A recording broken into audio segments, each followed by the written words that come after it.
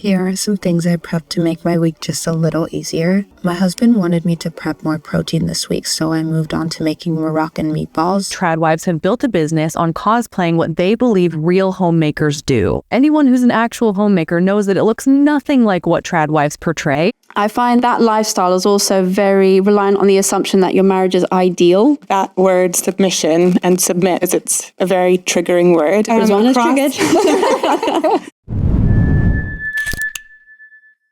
Hi everyone, welcome back to the channel. Today we'll be talking about the social media phenomenon known as the tradwife trend.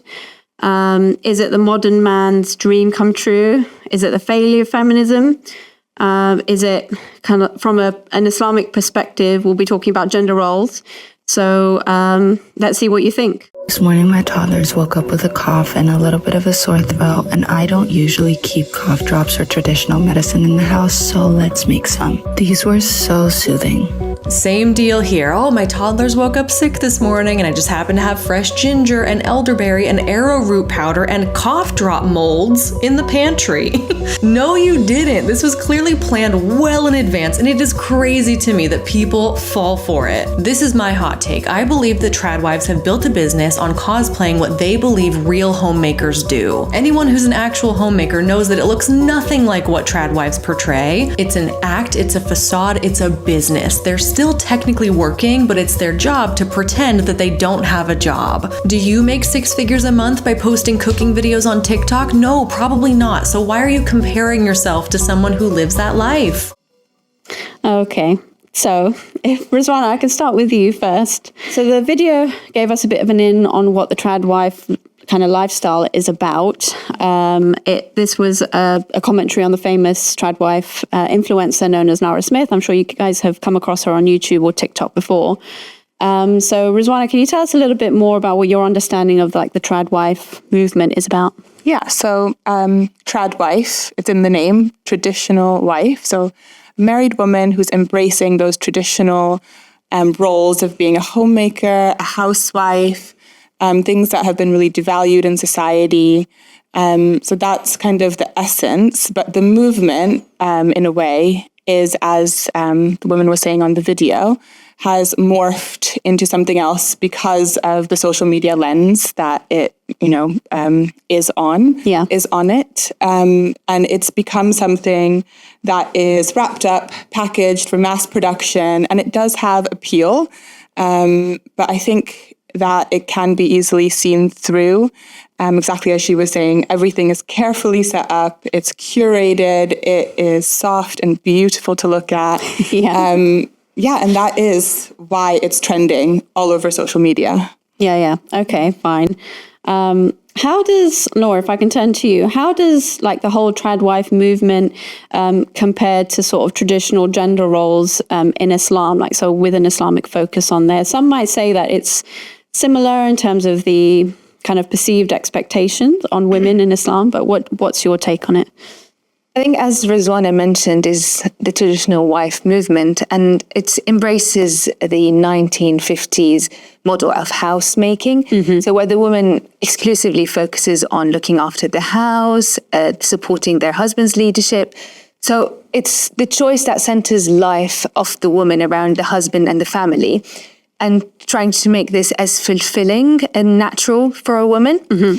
So in Islam, the teachings of the Islam and the Quran and saying of the Holy Prophet, sallallahu alaihi wasallam, recognizes the importance of this role, and especially the role in looking after the children for a woman as well. Yeah. But, and also the man as the main breadwinner. But in Islam, there is this flexibility where women can also work and have careers as they wish, but the responsibility still falls on the man to provide and be the main financial supporter, to make sure that the work on the earnings of the woman is just for her as well. Okay, interesting. So as you were saying, it does kind of play out differently depending on which part of the Muslim world you're talking about, because there are, there are so many Muslims in the world today. I mean, there's Malaysia, Indonesia, the way they play out the roles of men and women within a family unit is different, and it's quite different to say maybe in South Asia, India, Pakistan area, the way they kind of engage in these roles are a little bit different. The same goes on the African continent. It's huge, obviously a huge place. North Africa, Central Africa. It's very different. So it seems as though there are general guidelines within Islam, and there are emphasis within the two different genders as to what their basic roles should be. Highlighted there, but it's not like a one size fits all. There is flexibility in there. So if we take, I found this a clip that I wanted us to have a look at. Let's take a look at a short clip from a TV show in the US, and it was basically looking at whether the tradwife movement is really something good for women. It was quite controversial. It still is controversial today, but it was an interview on the Dr. Phil show in America, and it was an interesting take, an interesting debate. So let's take a look at this clip. So what are they getting wrong? What are they missing that makes this a good thing? Well, you are not a second-class citizen being a traditional wife. You are embracing a role at home, and you are a wife and you're a mother and you're taking care of your home. You're doing the cooking and the cleaning. And if somebody's not doing it, or the wife is not doing it, then somebody has to come in the home and do it anyways. So it's a very valid and fulfilled role. Let's just leave it there. So that's her kind of perspective. She's also quite a well-known tradwife blogger, influencer, Estee.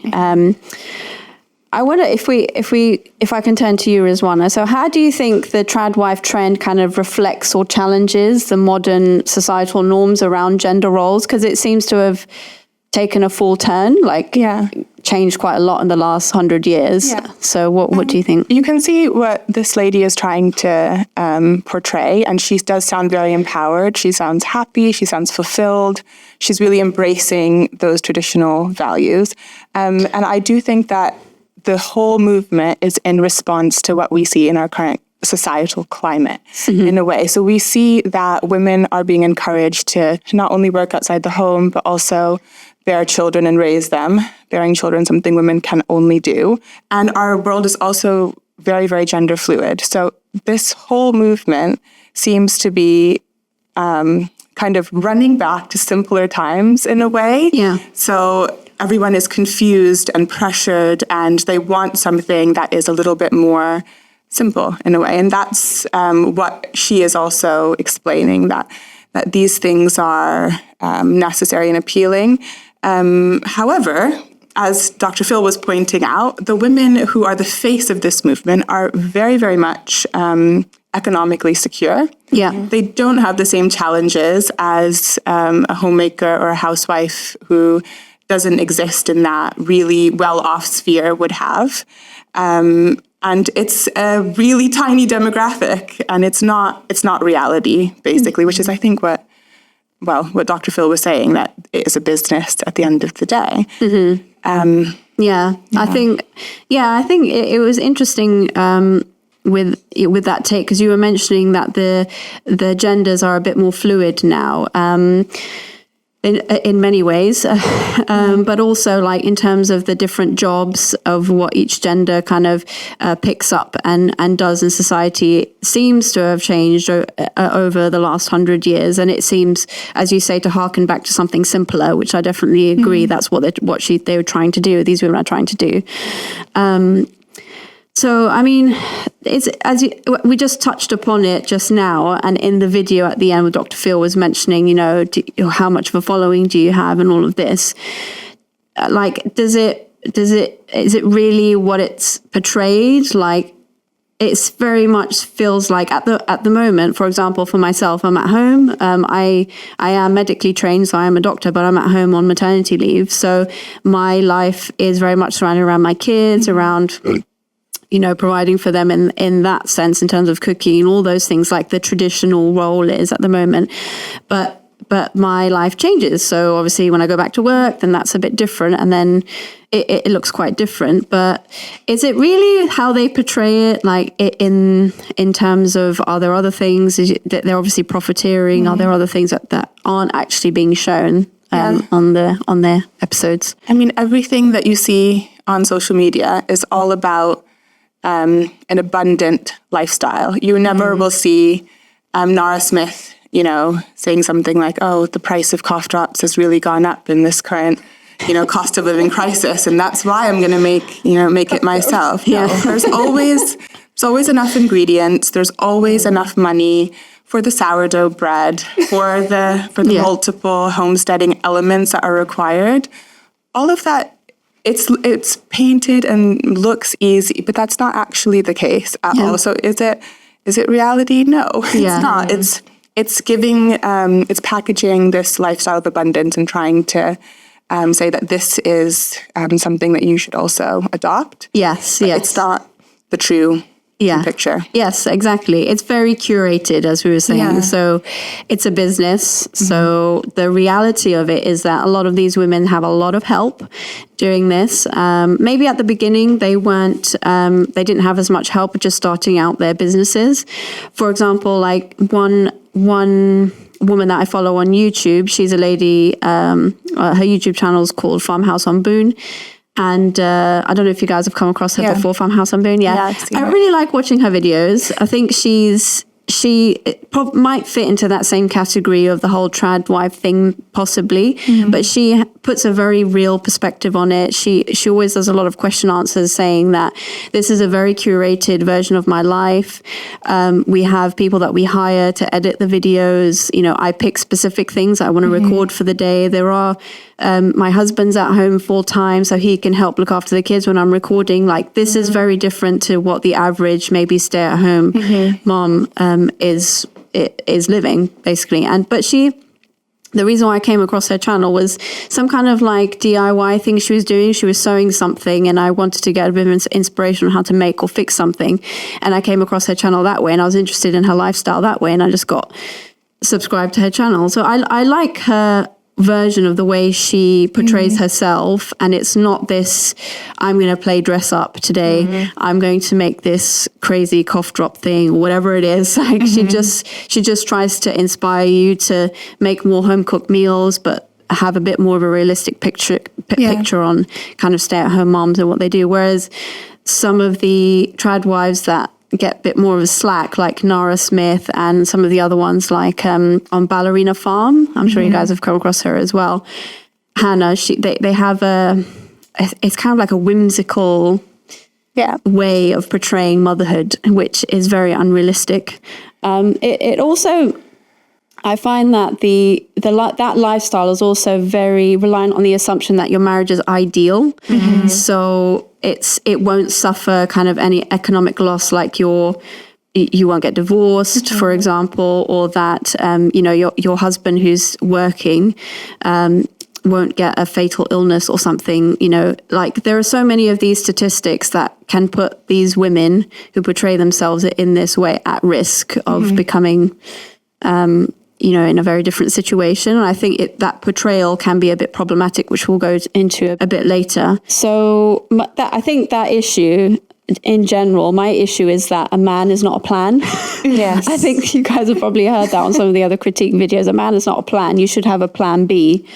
And I think some of the other tradwife influencers who come from a Mormon background, which I'll ask you a little bit more about, Rizwana, because you're American, so you probably have a bit more experience, a bit more exposure maybe than the British to the Mormon lifestyle. But, the reality of women being at home and maybe not having another skill risks putting them into difficulty, which we'll go into a bit later. But has this if I turn to you, Nora, has this kind of scenario where, for example, if you're a stay-at-home mom and you don't have any particular career or a job or skill that you can fall back on, was there a member of a family or friend that you knew about who kind of went through either a period of divorce, or maybe their husband, who was the main breadwinner, left the picture? Or has that a scenario that's come into your life? Like, what happened? Yeah, so from my extended family, there was a marriage who ended up in separation, where they realized that it wasn't working. The marriage wasn't working. And for their marriage, the woman wasn't working or didn't have a profession at the time. But as you said, in the case of the tradwife and the stories that sometimes we see in social media, the woman is left without any support and, as you said, a plan B. But in this case, as they followed the Islamic guidance in divorce, where the man has to provide for the children, even though they stayed with the mother, he had to provide for the children and for the mother for a period of time. And he ended up extending that period until she was able to just be self-sufficient and provide for herself.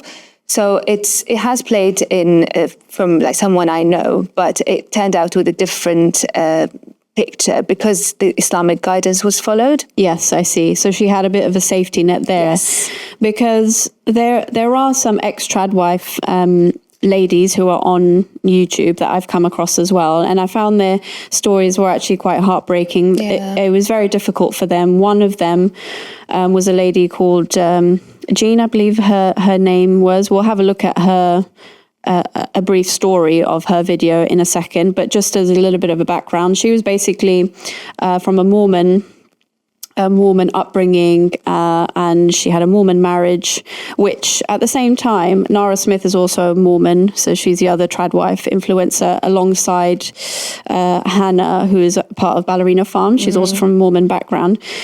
So this lady who we'll go into in a second, she was married for 23 years, 24 years or so with her husband, had kids obviously during that time, but she dropped out of university when she got married. She got married quite young and stayed, within this marriage for that period of time, and then found out that her husband was having an affair or multiple affairs, at which point she decided to divorce him. But because she didn't have a job or kind of an education to fall back upon, the house wasn't in her name. Even their car wasn't in her name. Like, she didn't even have a bank account. She didn't have a credit card. She doesn't have a credit history. Nothing that she could really rely upon when she decided to leave her husband. She was basically left homeless, and she was left with her children to try and support them and support herself during that really difficult time. And her husband just completely left the picture. So it was extremely difficult. But let's have a look at her story, a brief story. If you're new to me, my name is Jenny. This is Life Take 2, and I'm called Life Take 2 for so many reasons. I had this big, beautiful life that I had built for 44 years, and it was all taken away from me when my ex-husband abandoned our family and our marriage collapsed. Also, I have gone through several medical scares where I literally had a near-death experience, and I'm still here. But here's where I originally came up with the name. Just in the weeks following my divorce, when I realized that because I had been a stay-at-home mom with no job skills, no education, no investment in businesses, no ownership in our homes or anything, that to escape domestic violence, I was going to lose everything, not just the husband that I'd been with for 24 years and the kids initially and my pet and all of those things, but also my home, my vehicle, my cell phone, the food in the fridge, everything that I had in life came from him. And in order for me to get away from him, that would mean losing everything.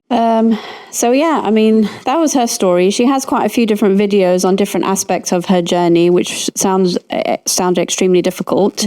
I think, though, if I turn to this idea of feminism, I think a lot of feminists looking at her story would be maybe surprised or shocked at the kind of state of affairs as it is now. Women are picking that kind of lifestyle. Yes, it is with a religious tint and a religious lens on it as well. But overall, I mean, given the fact that we've come such a long way in the last sort of 100 years with feminism in the West specifically, is this a failure of feminism? What do you think, Rizwana? Do you feel like it's a failure of feminism? Is tradwifery a failure of feminism? Well, I think feminism is meant to essentially boil down to choice. It's meant to celebrate and empower women to have a choice. So whereas if we look at the facets of feminism that are really focused on economic equality and pushing women to break the glass ceiling and, go out and work, yes, tradwifery is antithetical to that. But when it comes down to choice and respecting the identities of these women, the backgrounds, the various, religious backgrounds that they come from, then no, a feminist should look at a tradwife and think, okay, she's embracing this wholly, fully, with her own conviction. And it is really, really sad when a breakdown like that happens, but it's not exclusive to someone from a Mormon background or someone who is Christian. We see this story played out time and time again all over the world. Even in Muslim households where, again, we are meant to have that safety net, but it comes down to that individual man following Islamic guidelines. Yes, absolutely. That's why there are additional safeguards put in place, laws put in place in so many countries to protect women from being abandoned and having to deal with all of those situations that Jenny talked about. I think when I think about feminism and tradwifery, I do think that that tradwife space is really appealing because modern feminism has become so militant in a way. Yes. People are looking for something, like we talked about, simple and soft and appealing, and that's why they're going back to really basic things. Yeah. But we can see that there has to be some kind of balance there, because at the end of the day, you can be left in the lurch, so to speak. Yeah. And if we talk about the Islamic view of feminism, we can see a really beautiful kind of middle ground where women aren't pushed to do things beyond their physiological capabilities or psychological capabilities. They don't have that, or they're not meant to have that same stress, that same kind of burnout feeling that sometimes modern feminism will give you. Yeah. So you never reach that point where you hit a wall and you think, I have to go back to another extreme, because tradwifery in many ways is an extreme, which we want to avoid, because an extreme will very, very rarely bring you peace. Because with the feminist movement, I think the kind of understanding of it now in modern times is that we should be able to have it all. As we mentioned before, we should be able to juggle everything if we want a family, which there are many there is a subculture within the feminist movement which is very anti having children, anti-family, but that's not the entire feminist, culture. There's lots of different subcultures, as I mentioned, within the feminist movement. But there's definitely the idea, and that's probably the mainstream now, that women should have it all currently, and that they should have a job, they should work, they should juggle being both breadwinner and a homemaker at the same time. And I think it's so difficult to juggle both at the same time that it feels unrealistic in a different way, in that tradwifery has an unrealistic look on their lifestyle and what their lifestyle should be. But I feel like feminism now, modern feminism, has made an unrealistic expectation of having a woman juggle both those things, breadwinner and homemaker, at the same time. And I think that that's a different expectation, and it's very difficult to juggle both. Nora, what do you think? Is this a failure of feminism? I think it's partially is. as probably Rizwana mentioned as well. And maybe it's what feminism has become now. Maybe if we look at 100 years ago, where the feminism was about giving the woman right to vote, giving the woman the right in society, I think now it's moved from that side, because most of the world, they have the right to vote, for example. But it has become that work-centric model of women empowerment, which is linked to the financial independent and, as you said, juggling it all and making just the woman being able to do everything all at once. And I believe the woman should have a choice of whether they want to be a stay-at-home mom or wives, and do not feel undervalued or don't feel the societal pressure that they have to do it all and they have to do everything else and fit everything else in their life. So yeah, that's my thought. Yeah. Okay, cool. We did mention a little bit about the very simply the Islamic perspective on the gender roles, but just to go into it a little bit more, how do and Nora, I'll turn to you as well. How do Islamic teachings kind of balance equity and equality between the genders, especially in the context of kind of family life in general? So I think I will start first with the verse from the Holy Quran in chapter 49, verse 14. And it says that the woman and man were created in pairs equally from the same source.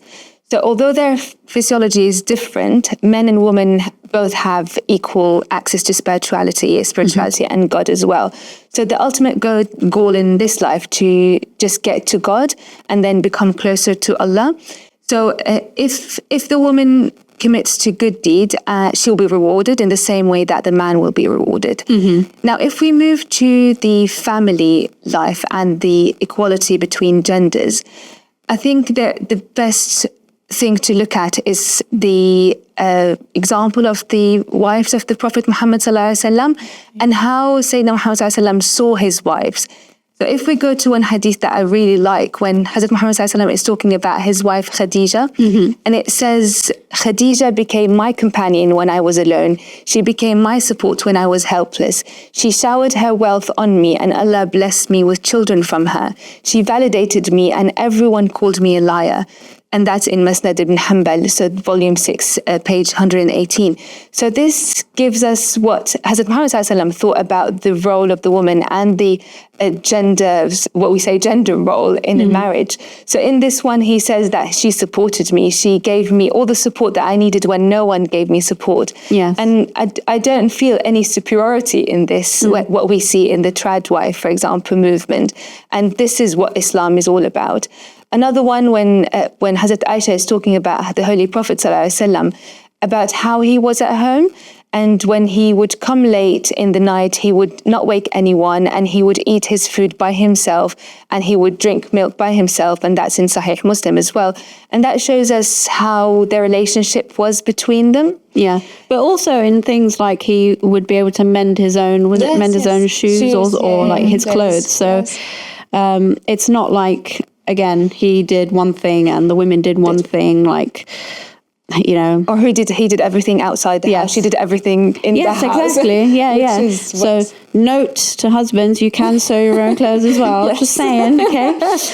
And at the end of the day, there's also, everyone would be asked about who were they responsible for. So another hadith, the hadith that is saying by the Holy Prophet, it says that each one of you is a guardian and each one will be asked about his responsibility. Yeah. So whether be it a leader, it would be asked about his responsibilities. A man would be asked about his family and how he supported his family. And the woman would also be asked about her husband's household and how she looked after her house and also children. And that's in Sahih Bukhari. So it's all about what everyone can contribute to the house. It's obviously there is an emphasis on the woman's role as a mother, but there's also a great deal of responsibility on the man and what they should be bringing to the house and supporting the household. Yeah. And the way they actually just behave with their wives and treat their wives as well. I'll go on to mention a little bit of, if that's okay, a few extracts from the fifth caliph, Hazrat Mirza Masroor Ahmad, about this and talking about equality and the relationship between couples and how it should be. It's basically mirrors what Hazrat Muhammad ﷺ said, and one of them is how they should be treating each other. So the Holy Prophet ﷺ said that women should be consulted in various matters as well. So in the time of ignorance, Jahiliyyah, the time of the Prophet Muhammad ﷺ, there was one time when a woman gave her opinion about something and she was silenced. So the Prophet Muhammad ﷺ said that the time of silencing women has finished and now the woman should express what they think. And I think that's outside this household, but also inside the household as well. Yeah. Where it shows us that it's about contributing, it's about equity, it's about obviously working together to make everything to the betterment of the family and the society as well. Yes, absolutely. And the last thing I'll mention is in the book, The Garment of Each Other book, written by Hazrat Mirza Masroor Ahmad. And it mentions a really, really nice verse in the Holy Quran that it says, then if they obey you, seek not a way against them, surely Allah is high. And that's in Holy Quran, chapter 4, verse 35. And what I really like about this verse is, yes, the Quran and the Islam in general has given the man the responsibility of providing financially to the family, but do not let your ego think that you can just be superior to them. So it reminds the man that, yes, if the wife accepts your leadership because you're in a position where you're providing for the family, then remember that Allah is greatest. And don't let your ego just go above that point when you think that you're superior. And that's obviously, that sums it all up, thinking that they have the equality. We have gender equality in Islam. And it's just depending on how we make it work for the betterment of the society and for the family. Yes, interesting. So that was a quote from the book you said, The Garment for Each Other. And that was Mirza Masroor Ahmad, as you mentioned, who's the 5th Caliph of the Ahmadiyya Muslim community. So he's our current Caliph at the moment. So he constantly gives us guidance in this regard. Can we just briefly talk about that word submission and submit, because it's a very triggering word, and we find it we find it across the Tradwife movement as well. Yeah. Because a lot of it is rooted in religion, be it Christianity, Mormonism, or Islam.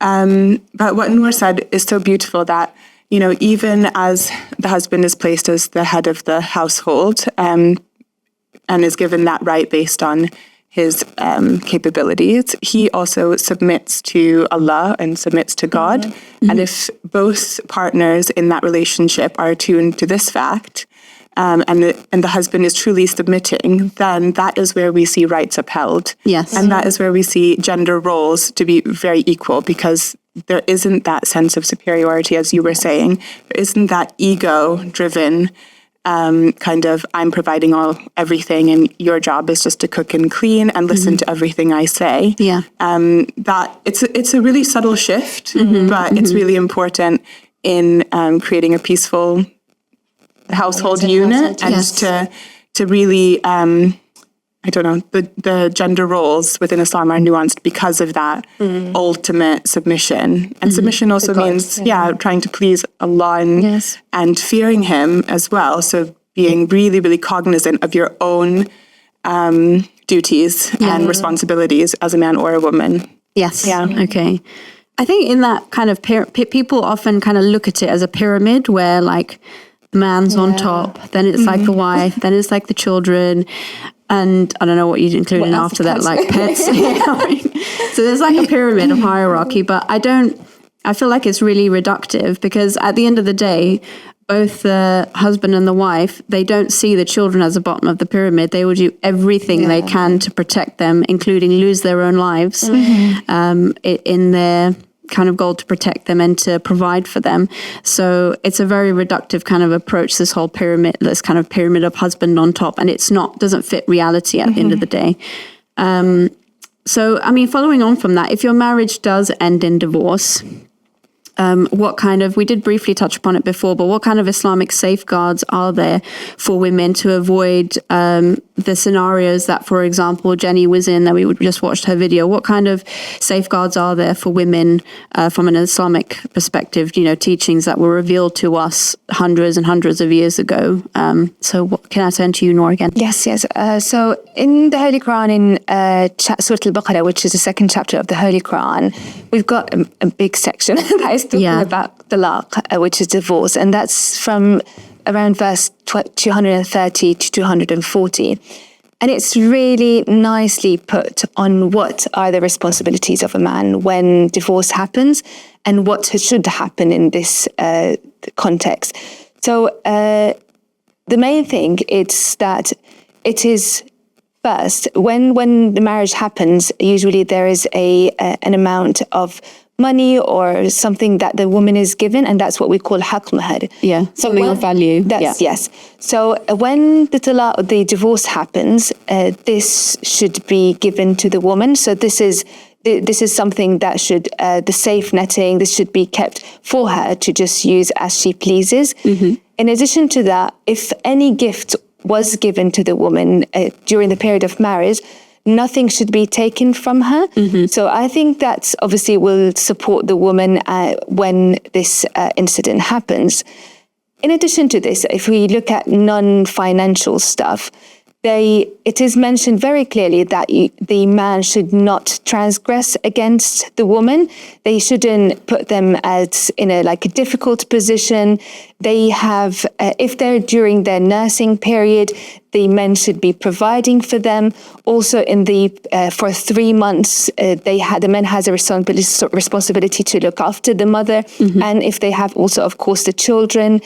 There's one thing is that I also really like, one of the verses is that no mother should be harmed through her children, nor a father through their children. And I think this is what we see when we see divorce happen. This is what really is painful for both mother and father to be hurt using their children. Yes, absolutely. And I think that's clearly stated in the Holy Quran that this should not be done. And if we just finish all of these sets of verses as well, it just sums it up really nicely when Allah says, وَلِلْمُطَلَّقَاتِ مَتَاعٌ بِالْمَعْرُوفِ حَقٌّ عَلَى الْمُتَّقِينَ. And that means for the divorced woman is a provision according to what is acceptable, a duty upon the righteous. So Allah is talking to the righteous men. He's talking to those people who fear Allah, as we mentioned, and giving them an extra responsibility. So He didn't state what you should provide, but He said, whatever you think is suitable and whatever is thought to be suitable. So I think this is also putting an extra responsibility on the men in that stage, that you should provide as much as you can. So this is when He's talking to the righteous and telling them you should do as much as you can and provide as much as you can until you feel that they're okay.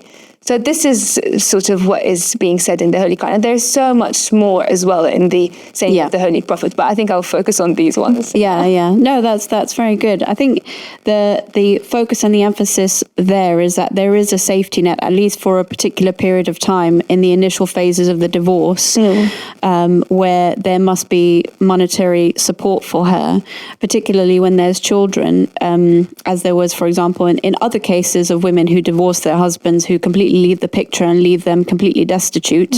That can't be what happens Islamically. I'm sure it does happen with many Muslim households if they don't follow the teachings of Islam, but it's very clear the guidance there for the believers essentially in Islam.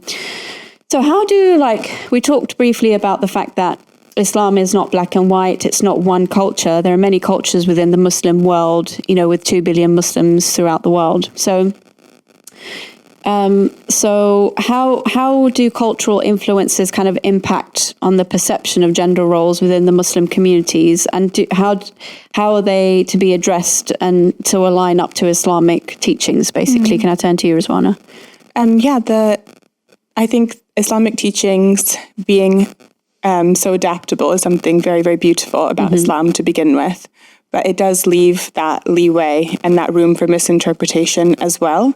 But again, as you said, there are certain fundamentals when it comes to roles and responsibilities, gender roles that are constant and should be constant. And it all boils down to what each individual is meant to fulfill in their life.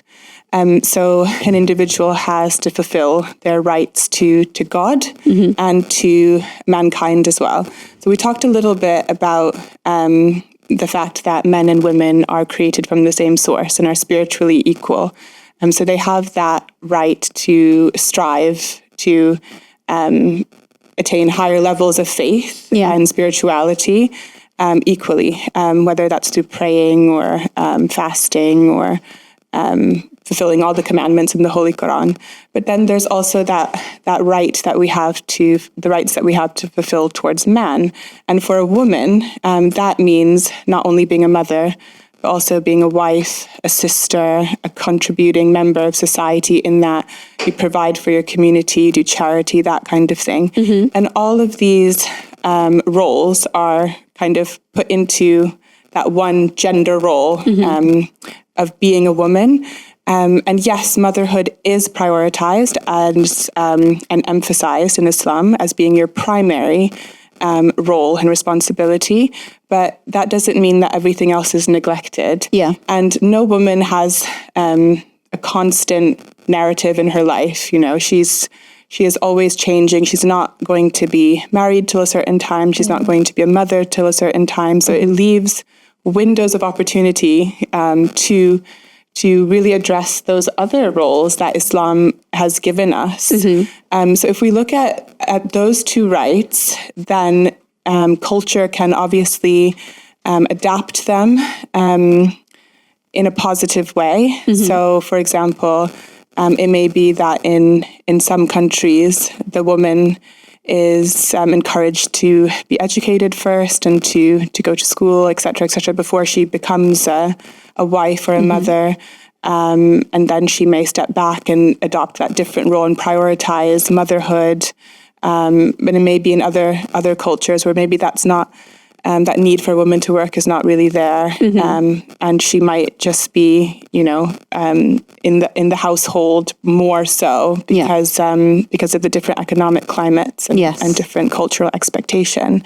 But just keeping in mind those two fundamental rights, I think, is what Islam always promotes.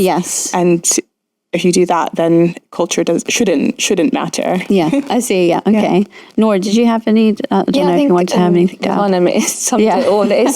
It's just mainly. I think Islam, as you said, has been adopted from Asia to, obviously we see Africa, and definitely culture has had an impact on the Islam and practices, not specifically Islamic practices, but the practices of the Muslims in these countries and in these areas around the world. And it really does depend as well on the situation of these countries or the situation of these continents. So I've seen it playing in a very completely different way, whether be it in Syria, if I compared my family to other families and the woman's role in different families. And when I went to Ghana, it was also something completely different when I saw how empowered and how much of a responsibility does the woman have in the household. So you lived in Ghana for some time, didn't you? Yes. So I lived in Ghana for 3 years, and it was a just mind-blowing experience where I saw where women were doing, not only in the house, but also physically what they were capable of. And that was completely different from how I saw it in Syria. And when I came here, it's also, again, a different experience. So it's mainly, obviously, we have to go to the fundamentals of Islam and what Islam has told us about gender roles, our responsibilities as women and as men.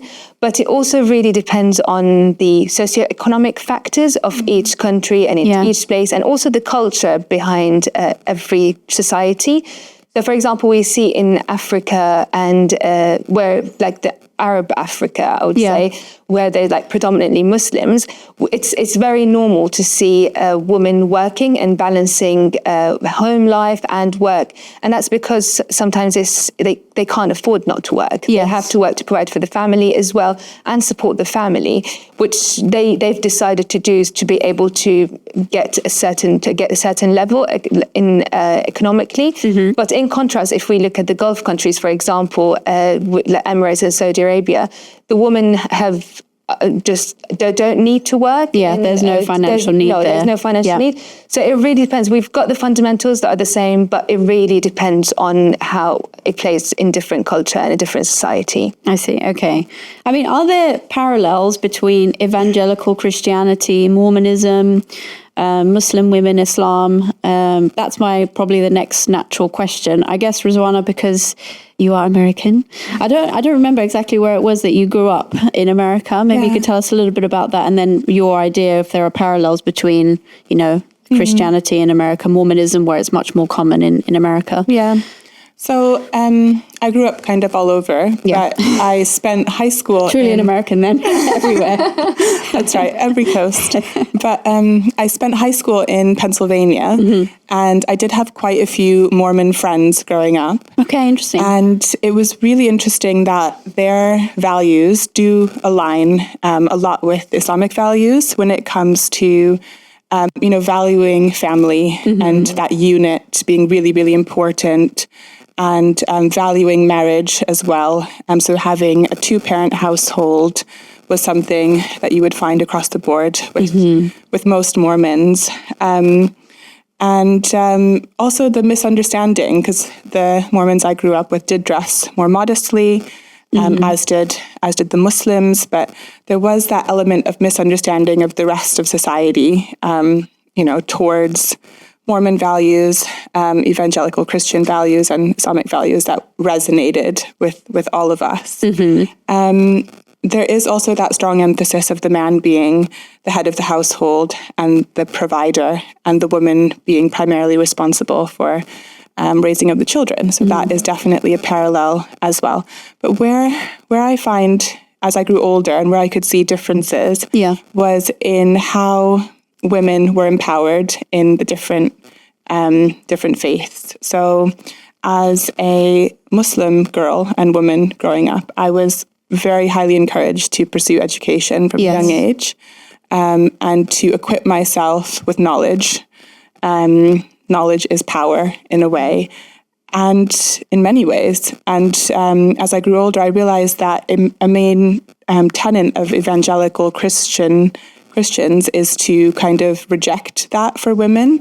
So women don't want that power, and they aren't encouraged as much to gain education. Yes, I see. They might be homeschooled for a period of time, but their aim really is solely to attain motherhood at a very young age, and to be a helpmeet for their husbands. So to be,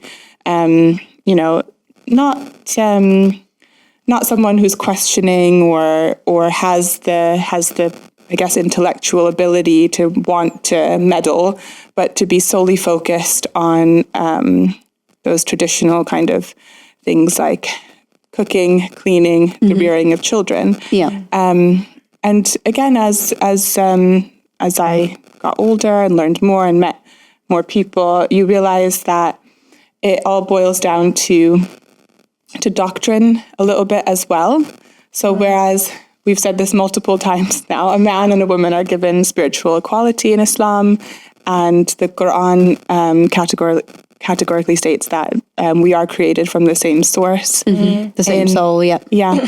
And in Christianity, a woman is said to be created from a man's rib, and is, Eve was kind of denoted as being inherently evil, and women have this, this quality within them that needs to be changed, that needs to be controlled, and they need to be in that traditional role because of their origins, in a way, and their spiritual standing may not be the same as a man. So similarities and differences. And that's not to say that there weren't a lot of Mormon friends that I had that did go on to study and go to university, because that definitely is the case. It's just, if you boil it down to the fundamentals, that's where you see the differences. Okay, interesting. I think there is definitely much more of an emphasis on educational attainment within Islam, in terms of tenets, teachings, not so much tenets, but teachings for both men and women. But definitely within cultures, like Muslim communities in the UK. So, for example, in the UK, the majority of the Muslims here tend to be of a South Asian ethnicity, and their drive for their children is always, and especially for their girls as well. I remember growing up in East London, and there was a big Muslim community there, and the parents really, really push the girls and the boys, but the girls as well, to push hard on their educational achievement to try and get as much of an education as possible, because at the end of the day, in order to try and get themselves out of the difficult socioeconomic situation that they're in, whether you call it poverty or whatever, difficult life circumstances growing up in London, in East London, the best way to do that is to get a good education and to get the grades, to take the next step, to go to the next step, university, whatever, and to get that basic foundation, because having children, having a family is something is natural, and most women will have a family at some point. But if you lose the opportunity to try and get that education, it's something that is very difficult to claw back. And I think there is a big emphasis within like the Asian community in the UK to really push their children into getting good grades. I remember my school used to like compete really hard in terms of grade achievement with this other school in East London, which was a state school. I went to a state school as well, but I went to a Catholic school. And we would compete with this other state school in East London. It's called, I think it was like Plastow Girls for School or something. And they were like, the majority of the population there were Muslim girls. There were some Hindus, some Sikhs, but generally mostly Muslim girls. And their grade achievement was really amazing, actually. And it wasn't so much, the school, it wasn't a private school. They didn't have much funding. It was the push from their parents to get them to work hard, and the kids really pulled out their grades because, trying to compete with that school was actually quite tricky. I think we'll leave it there. Thank you so much for watching. I hope you guys enjoyed that. Please subscribe to our channel and hit the notification bell. And please comment on the box below. What do you think about the Tradwife movement? Maybe the Red Pill movement? What do you think? Let us know in the comments below, and we'll see you next time.